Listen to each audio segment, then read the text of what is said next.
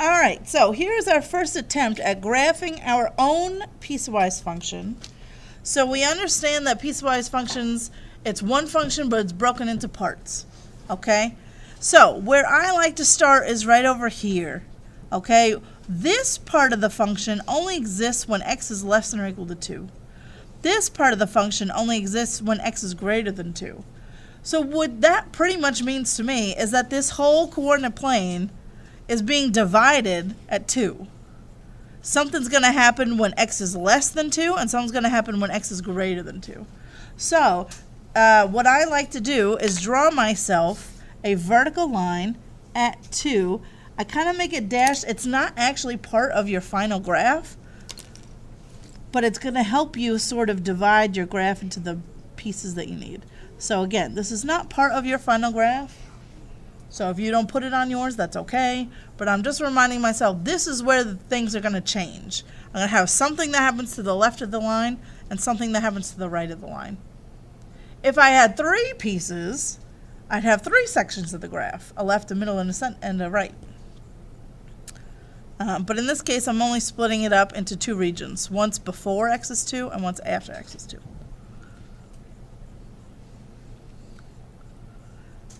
Okay, so here's what we're going to do. Now, if I read this, when x is less than or equal to 2, so that's everything to the left of that vertical line, right? I'm going to follow this part of the function, which is just a constant at 5. So it's just a flat line, a horizontal line at 5 that ends when I hit x equals 2. So 1, 2, 3, 4, 5. So here's where I have 5. It's literally just going to be a horizontal line until I hit when x is equal to 2. Now, when x does equal 2, is it equal to 5, or would I jump down to the second function? At 2, what's the value of the function? Like if I asked you to plug in 2. 5. So what that means is I'm going to put a closed dot right here. Because at 2, the answer would be 5. I wouldn't be going down to this one yet. You get what I'm saying? Because that's for everything past 2, when x is greater than or equal to 2. So there's my line for everything up until x is 2, or equal to 2. Now I just have to graph this bottom part for everything after x being 2. Well, how do you do that? Well, you got some options. The best thing I recommend you do is take 2 and plug it in and see what comes out. So if I take 2 and I plug it in for x, 2 times 2 is 4, and 4 minus 4 is 0. So if I were to plug in 2, I would get out a 0, right? Right? So if I were to plug in 2 for x, I would get out a 0. So what I'm going to do is I'm going to put an open dot there. Because I can't actually plug in 2 there, right? Because it doesn't fit. It would have to go in the top one.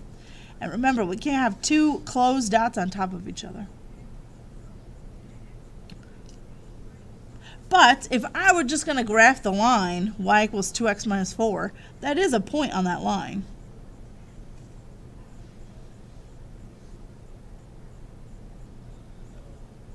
Are you with me so far? Have I lost you? Okay. So, let me just backtrack. Before x reaches 2, I'm following this.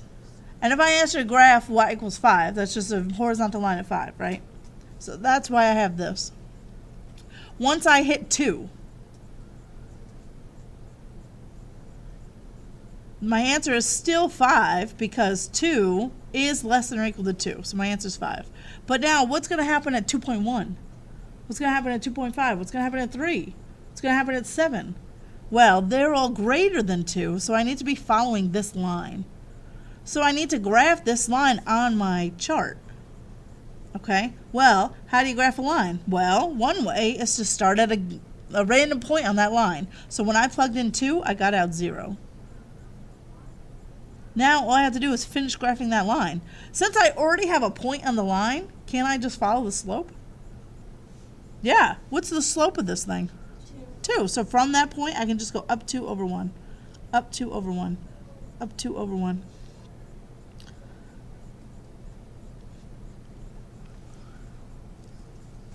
And there it is.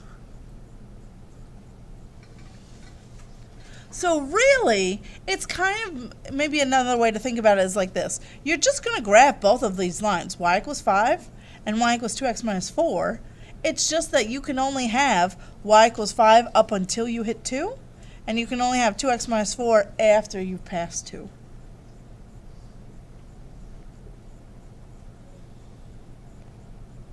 And now I could ask you a whole bunch of questions like, what's f of 3? 2. What's f of negative 3? 5. What is f of 4? I think you were right the first time. 4. 1, 2, 3, 4. It's at f4. Okay. Does this kind of make sense? Let's go back and try the left-hand side one. All right. So this time, my graph is getting split at 0. So something's going to happen up until when x is 0, and then something else is going to happen when it is 0 and beyond. Okay? So I know it's on top of the axis, but I like to just remind myself where my graph is splitting. So I'm just going to just to remind myself, hey, this is where things are switching. So I'll have something going on to the left and something going on to the right.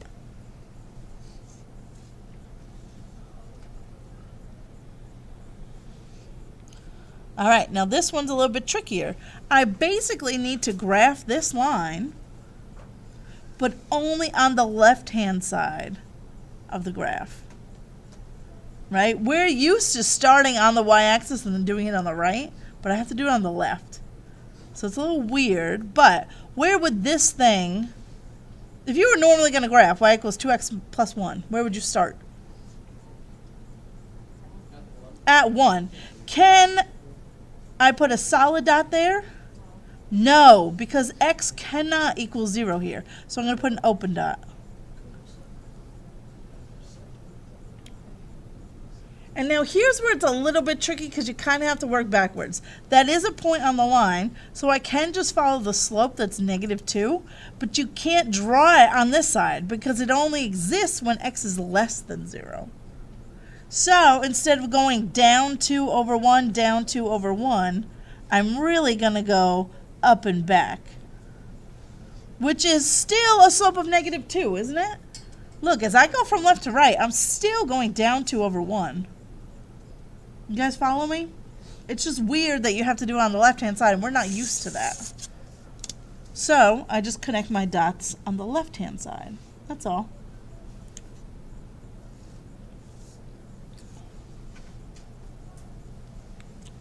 Now, when I go to graph the right-hand side, it's actually a lot easier because that's what we're used to. So when I normally graph this, where would you start? Negative 3. Am I going to put an open dot or a closed dot there? Closed, because x can equal 0 here. And then I just follow the slope, 2/3. Up 2 over 1, 2, 3. And this is what we're used to. Remember I was telling you yesterday a few things about piecewise function graphs. They never, ever, ever overlap each other. Ever. They can't. If they do, then it's not a function. Yep. On the right-hand graph, why didn't you start at negative 4? On the second one. Oh, well, because if I were on the y-axis, I would have started at negative 4. But this graph doesn't exist over here. You know what I mean? He only exists starting at 2 and over.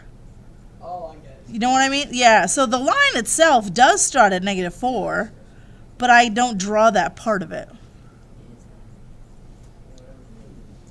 because it only exists when x is greater than 2. Okay, so when you are done with a graph, you need to do a couple things. You need to make sure that your lines do not overlap each other. I'm telling you right now, I'm going to have at least 2 or 3 people, because doing this one is weird. And they're going to graph it like this. They're going to graph it this way. I'm telling you. So they're not going to have that part. They're going to have this part and this part. Hopefully they stop and say, oh, wait, I can't have functions overlapping each other, let alone crossing each other. That makes no sense. And they're like, oh yeah, shoot, I'm only supposed to draw that when x is less than 0. So I shouldn't even have this whole part of the line, should not be there. And then they're like, oh yeah, I need this part. So we should never, ever, ever be overlapping. You can never have 2 closed dots on top of each other either. I can have an open dot and a closed dot. And actually, this is interesting. Sometimes you have a closed dot and an open dot on the same point. When that happens, it's just a closed dot. So in other words, if these two happen to happen at the same place, then it would just be closed. All right, I know these are a little weird. It takes a little while to get used to them. So let's try some more. Let me stop this video and then we'll make another one.